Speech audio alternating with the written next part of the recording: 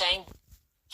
Now, as we've been discussing this morning, it is the financial provisions of this Emergencies Act that are particularly concerning to many.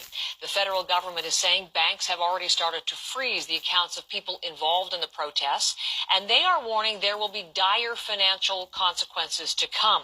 Hilary Johnstone has been with us for that part of the story. Hilary, we were talking a little bit about this with David Common earlier, but let's explore it a little bit more because in the words of Chrystia Freeland, this will bite. What is the latest?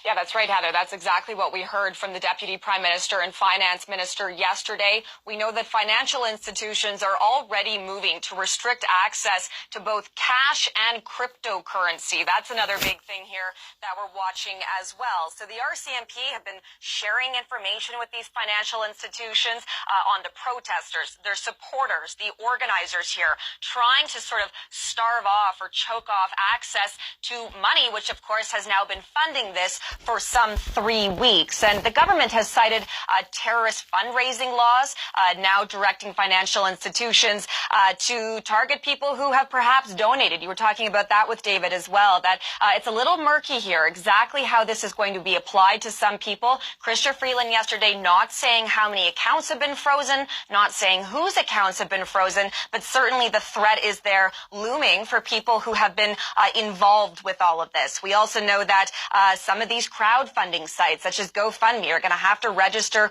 with FinTrack, which is the government's financial intelligence unit.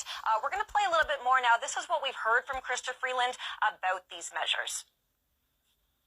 If your truck is being used in these protests, your corporate accounts will be frozen. The insurance on your vehicle will be suspended.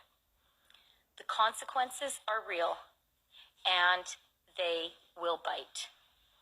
It is time for you to go home. And let me also be clear that we will have zero tolerance for the establishment of new blockades or occupations.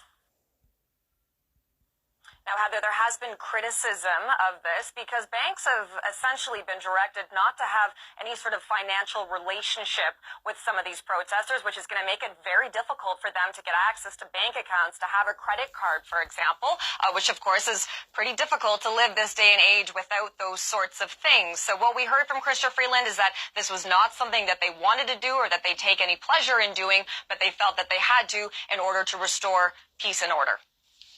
Hilary, there are reports this morning we would highlight in the Toronto Star exclusively.